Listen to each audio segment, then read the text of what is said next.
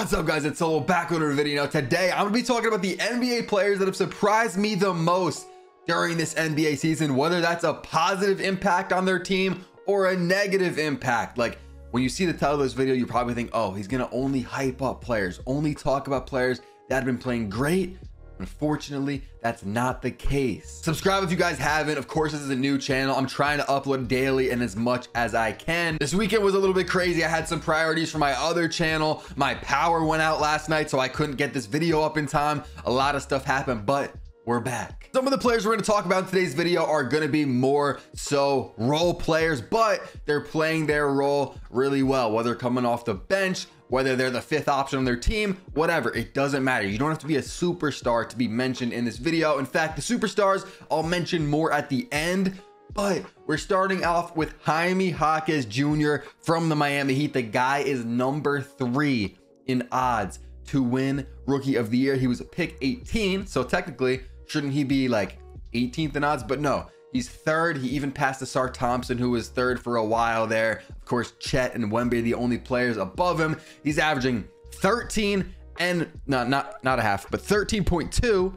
points per game, 3.7 rebounds per game, 2.8 boards per game, with 0.2 blocks and 1 steal per game. His shooting numbers, 51, almost 52% from the field, almost 40% from 3 and 86% from the free throw line. So he's shooting really good. And the thing that I like the most about Jaime Jaquez is his grit. If you watch the Miami Heat play, you see this guy.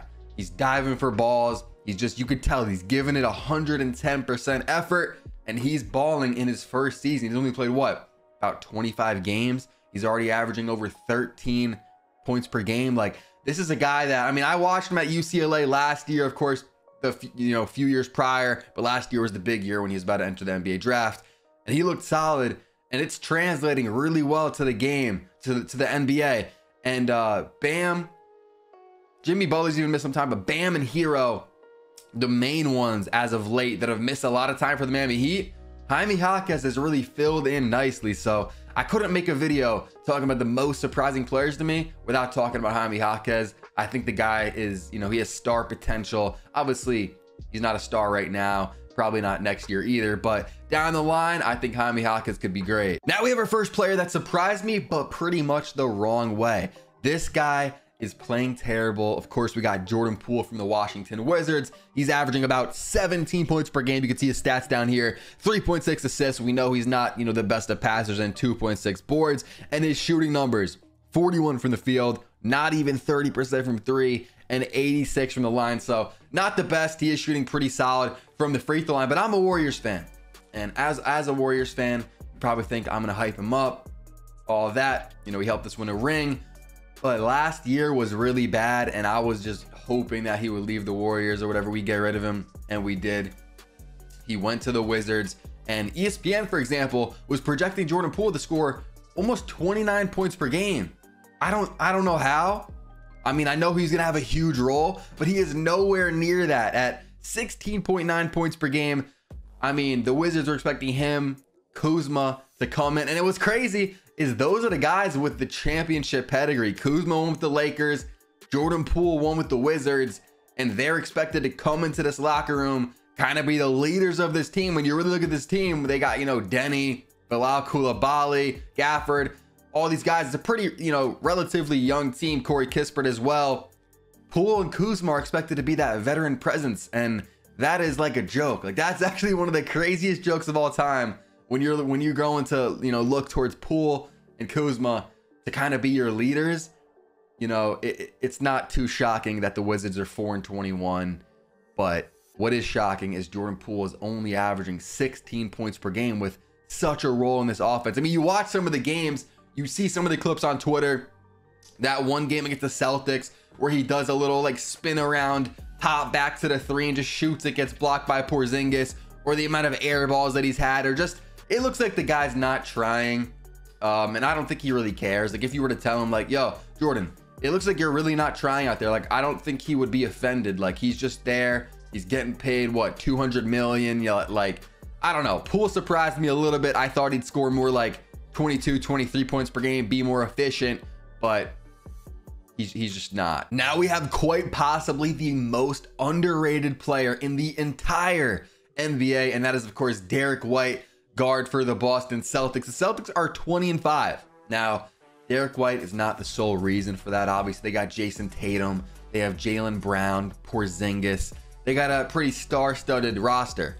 I think you could argue, I'm not going to go there, but you could argue Derek White's impact has been better than Jaylen Brown, who I think Jaylen Brown has taken a step back since last season. He has not been playing as good. And Derek White, now into the starting lineup, one of the best, or I should say one of the most underrated guard defenders in the entire league. He plays great defense. He's averaging 15.3 points per game on great efficiency. As you guys can see, 4 boards, 5.1 assists, 1 block per game, 1.3 steals per game. He's another guy similar to Jaime Jaquez Jr. that I mentioned before that's gonna give you 110%. He's got the grit. He's gonna die for balls. You know what I'm saying? He's not the biggest. He's 6'4". Honestly, he looks a little smaller out there, maybe 6'2", 6'3", but he's 6'4", 190. So he's not the biggest, but he has an impact every single night. Pretty much every time you turn on the Celtics game, it seems like he's hitting clutch threes or making big plays for them. And I feel like he just flies under the radar, especially for a lot of like NBA casuals, or when you just talk about like NBA media,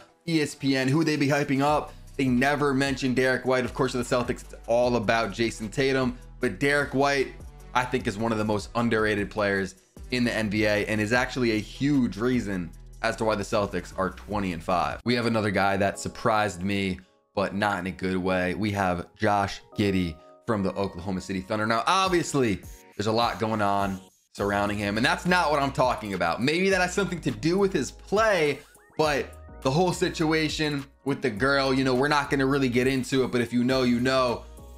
That's not why he's in this video. He's averaging 11.6 points per game, 4.4 assists per game, 5.9 rebounds per game, and his shooting numbers are really not that good. He's not playing the greatest of defense, and if you watch the Thunder play, at least from what I've seen, I'm not watching all 48 minutes of every single OKC Thunder game, but whenever I turn them on, it seems like Josh Giddey like doesn't want the ball. Last year, he averaged 16, almost 17 points per game. So you kind of expect that number to stay the same, maybe go up a little bit. I know Chet Holmgren's now there, so that's going to take some shots away. So we should be expecting him to still score, you know, 16, 17, maybe go up to 18 points per game. But that number dropped by 5. He's averaging 11. Last year scored 16. Like I said, his field goals attempted dropped by 3. I don't know what's going on. I know like most of the time when he gets the ball, he gets booed. I don't know when that's going to stop, but it really seems like when he gets the ball, it's usually in the corner, maybe up on the wing. He gets it and looks like he just doesn't want it. He just passes it right away. And I don't know. I did not expect this from Josh Giddey. I wonder how much that whole situation with all the drama has to, you know, play into this. I bet it does a little bit, but even if that situation didn't happen, because even at the beginning of the year, before that even started, he still wasn't playing that good. And it's actually crazy. The Thunder are 16-8 with one of their key pieces, and Josh Giddey not playing the best. SGA obviously going off, Chet going off. Not too surprising there. Chet surprising a little bit, but SGA, we kind of knew what we were going to get there. He's top 5 in the MVP voting. You could argue he's top 3, but that's probably personal preference or personal opinion. But yeah, Josh Giddey surprised me. He is having a terrible year. The next guy plays on a team that is not very good right now, the Chicago Bulls, which are 10-17. We have Coby White, point guard, and I feel like I talk about him in pretty much every video now, and that's actually crazy for someone that's not a superstar, because obviously we're going to talk about, you know, Giannis, LeBron, Halliburton, Jokic, all these guys that are putting up crazy numbers, but Coby White is going crazy, and he finds his way into like almost all my videos. But he is definitely on the list of most surprising NBA players this year. He's a great role player, and everyone kind of knew that. Solid guy. You wouldn't mind having him on your team. But now that Caruso's, you know, been out, missed some time, we're not really surprised by that. He misses a lot of time pretty much every year. But also Zach LaVine might have played his last minutes as a Chicago Bull. He's been out. Coby White has been filling in. He's been getting more shots, and he is now averaging 17.3 points per game, which if you were to, you know, factor in only the last few weeks, Coby White's probably averaging near 30. He's probably averaging like 25 points per game. He also has 4.7 assists and almost 4 boards on pretty good shooting numbers. Actually, yeah, pretty solid shooting numbers. 42, almost 43% from the three. Kobe White has to be on the list of most surprising NBA players. Of course, the Bulls, 10-17, not a great team, not really his fault, but his play has just still been really surprising to me. I don't want to spend too much time on this because Scoot has only played like 15 or 20 NBA games. I don't even think he's played 20 yet, but he's a guy that I thought is the surefire #2 best player in this draft class behind Wemby. Wemby is of course like a generational talent, once in a lifetime type of talent, but I thought Scoot, you know, has kind of like that Ja Morant potential. I know Ja hasn't even fully panned out yet, but that type of you know, potential. And it's only been 15 games, I'm gonna say. He's averaging 11, 2, and 4. But if you look at his shooting numbers, 37, 24% from three, 76 from the line. I mean, he's got to get acclimated to the NBA. He's got to get used to it. So I'm not gonna be too shocked by this, but he has to make the list because I didn't expect him to play like this at all. I thought he was a guy coming from the G League. I feel like that translated a little bit better to the NBA than say someone coming from college, but no, you know, maybe next year he'll be playing better. And he has been actually the last like 2 games, or maybe it was a few games ago, but yeah, 14 against the Warriors, 13, 23 against Utah, and 19 against the Clippers.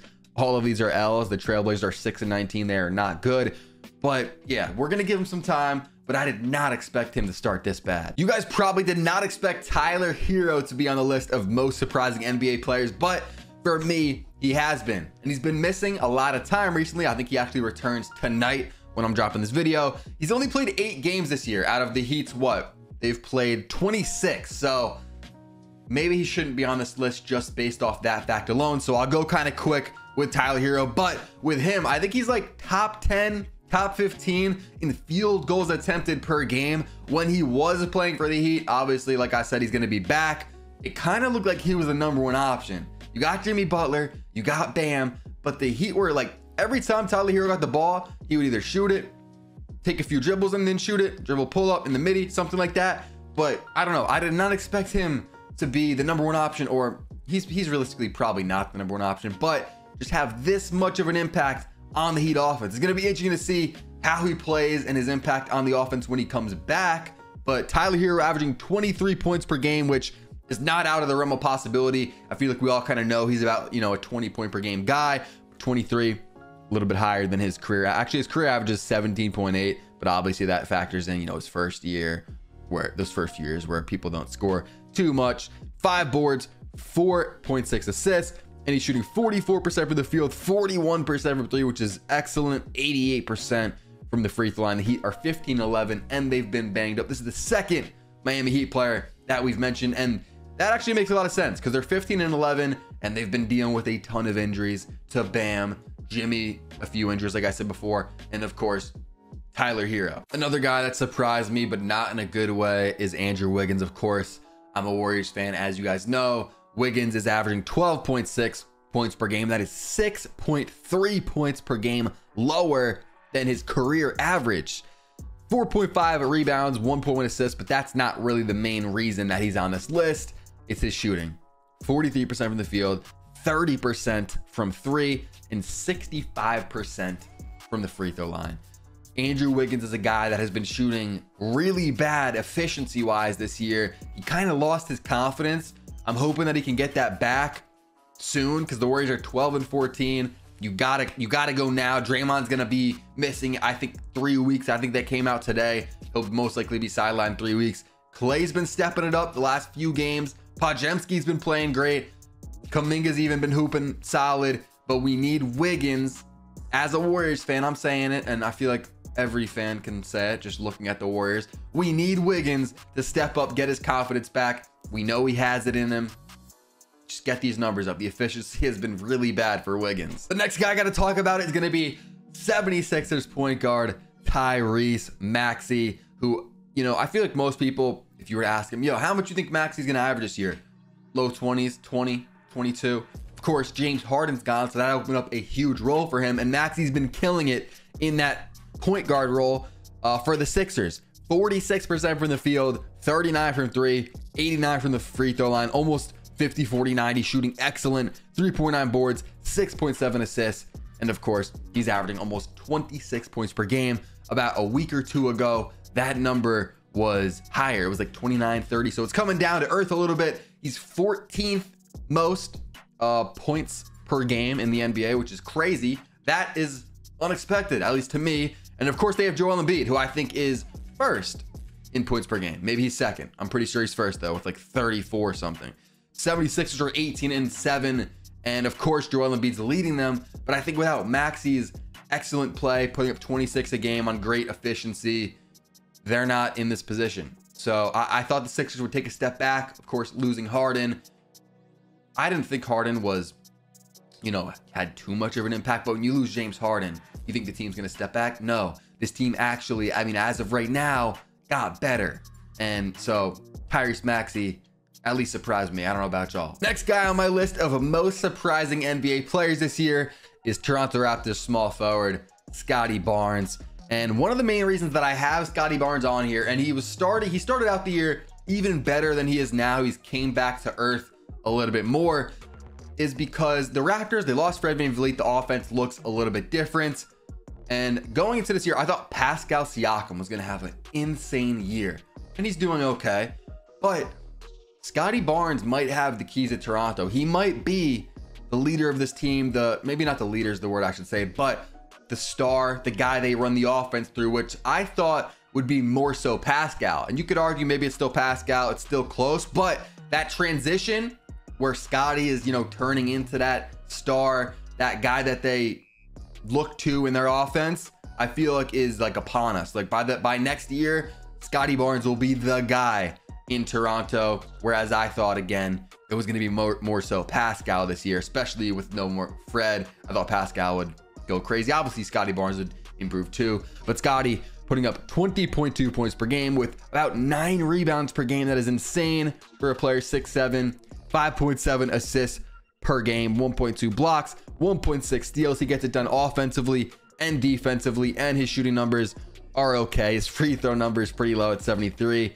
But Scottie Barnes definitely surprised me a little bit. Not too much, but a little bit. Next up, we have Tyrese Halliburton, who's a guy that I was already high on. I thought he was a top 25 player coming into the year, but now he's in those top 10 conversations. Top 5 is too tough. Like, he's not in top 5 conversation, but top 10, top 15 for sure. Tyrese Halliburton's in those conversations. For a lot of NBA casuals or people that maybe don't watch, you know, the sport every single night, or maybe not even once per week, maybe they'll tune into the occasional big game or the playoffs and stuff. They're starting to know Halliburton's name, and I feel like it was kind of almost, to them at least, some overnight, you know, rise to stardom. But Halliburton's been great, and this year he did take a huge jump, and it surprised me a little bit. Not too much, you know. If I talk about fantasy basketball for a second, I had the 8th pick in my draft, and I did pick Halliburton. So, you know, it's not completely unexpected. I do have to, you know, give myself a pat on the back for that. But he's averaging 26 points per game. I did not expect that. I thought Tyrese Halliburton would be a guy that could, you know, average 21, 22. But he's been going crazy. The main reason I liked him so much was his passing. He's one of the best, if not the best passer in the entire NBA with 12 assists per game. He's got great vision, but also his efficiency. His jump shot is not, it does not look good. You know, it's an ugly jump shot, maybe one of the ugliest jump shots in the NBA, but it goes in. He's shooting nearly 50, 40, 90, 51% of the field, 43% from 3, 87, almost 88 from the free throw line. His efficiency is crazy. His IQ is off the charts. His passing vision, he did take that jump. It surprised me a little bit, not too much, but as I said before, I had him more as like a top 20, top 25 player. No, he's really in that top 10, top 15 range.